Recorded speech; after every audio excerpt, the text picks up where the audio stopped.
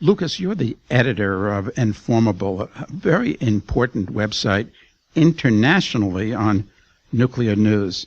Now, it's been 2 years since the Fukushima Daiichi nuclear plant disaster, but if you look at all mainstream media, it would seem that nothing much happened. No, they've definitely done a very good job of regurgitating the same small amount of information and really downplaying the key details that have come out in the last 2 years. And I think that what we have seen is a direct attack on any attempt to not downplay the issue or to highlight some of the key details that I think the future generations and key policy experts really need to be paying attention to coming out of this disaster. What's behind what some people are calling the Fukushima cover-up?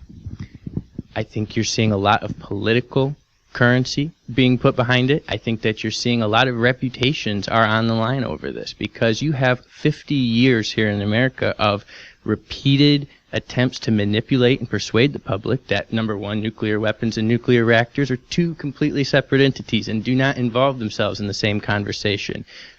That, I think, was really destroyed by the Fukushima disaster, which released infinite times more energy release than from the Hiroshima or Nagasaki bombings. At the same time, we are also starting to see the ways in which the politics and the lack of credible science has been manipulating, sorry to use that word again, but also leading the way that we put policies and legislations which govern the nuclear industry as well as our nuclear weapons complex. What should we know about the impacts, the consequences of Fukushima, which, in fact, we're not being told? The first thing I think you should know is that they're unknown. And at this point, they're unknowable with the data that we have. Anyone that I believe tries to make a definitive statement to downplay or mitigate the risk is really doing so at a risk of their professional reputation. Because if you don't have the data, then any attempt to say that there is no risk is based on an opinion that could be just the same as an errant guess or a dart thrown at a dartboard.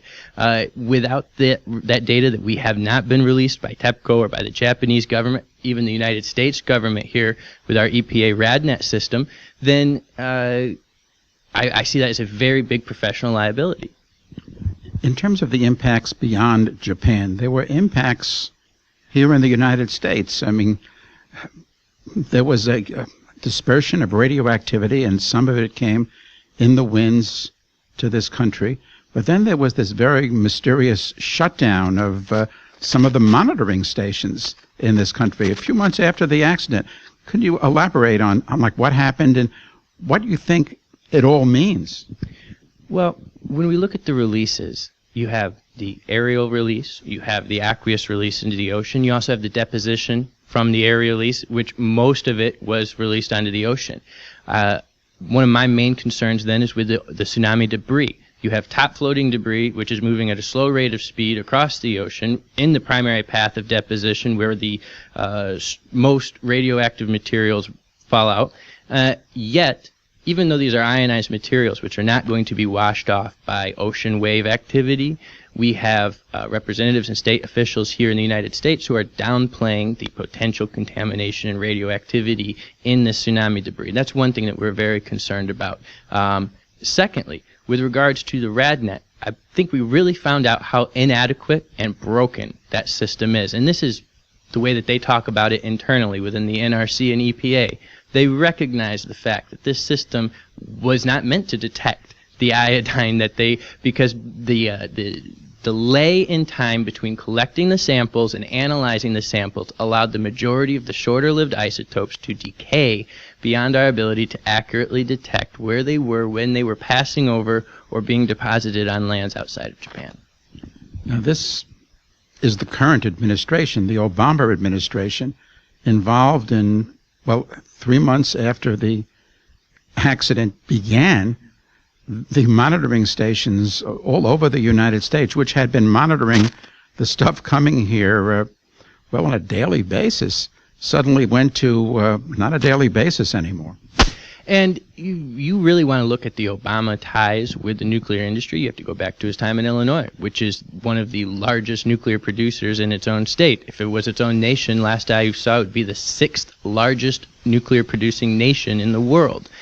You have multiple facilities, even the Zion facility, which is being decommissioned slowly.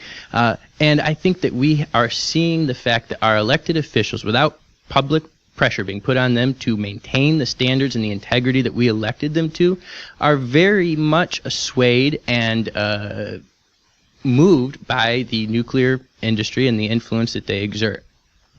What about Japan? For a while there, we had a government in Japan led by a prime minister who said, this is unacceptable, this is intolerable, we must close down all the nuclear plants in Japan and go on the path. And in fact, Germany went on after Fukushima. Let's go to safe, clean, renewable energy, wind and solar and so forth. But then after a while, another prime minister took office who is for nuclear power, wants to reopen all, 53 nuclear power plants in Japan? Like, what went down, what is going down in Japan? Well, I think a lot of those policies and that changes that we are seeing is directly from pressure being put on outside of Japan or by the nuclear industry itself, which in Japan they call the nuclear village. The people of Japan, the citizens, are staunchly against these new proposed measures. They celebrated when Japan passed their no nuclear in the future policies, and they are now attempting to, they're still protesting. They're still showing up every day at the Diet. I think we're seeing a larger divide between our elected officials around the world in nuclear countries and between the constituents which they represent.